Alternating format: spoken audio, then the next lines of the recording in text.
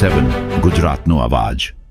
નમસ્કાર દર્શક મિત્રો, i7 ન્યૂઝ ગુજરાતીની સાથે હું છું આપની સાથે પાયલ બામભણિયા। તો જોઈએ આજના મહત્વના સમાચાર।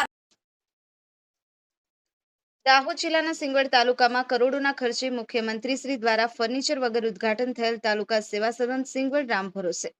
સિંગવડ તાલુકા સેવા સદનનું ઉદ્ઘાટન ગત તારીખ 15/3/2026ના રોજ મુખ્યમંત્રી શ્રી ભૂપેન્દ્રભાઈ પટેલના હસ્તે કરવામાં આવ્યું છે।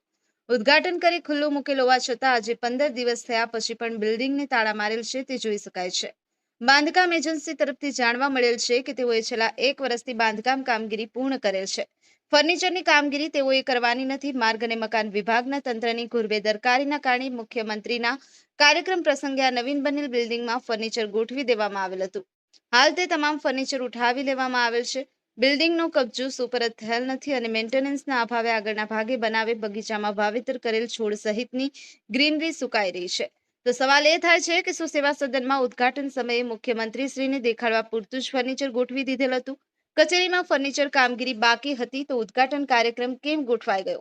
ફર્નિચર કામગીરી માટે આરઈબી દ્વારા અલગથી કોન્ટ્રાક્ટ આપી દેવામાં આવેલ હોય તો આજ દિન સુધી ફર્નિચર કામગીરી કેમ પૂર્ણ નથી થઈ? તેવા સવાલોનો જવાબ તાલુકાની જનતાને મળવા જોઈએ।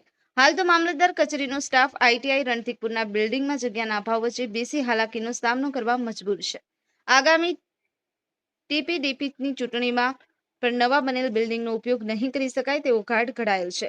નિલેશ વસિયા સાથે cameraman Kalpeshbhai નિસરતા i7 news Gujarati Dahod.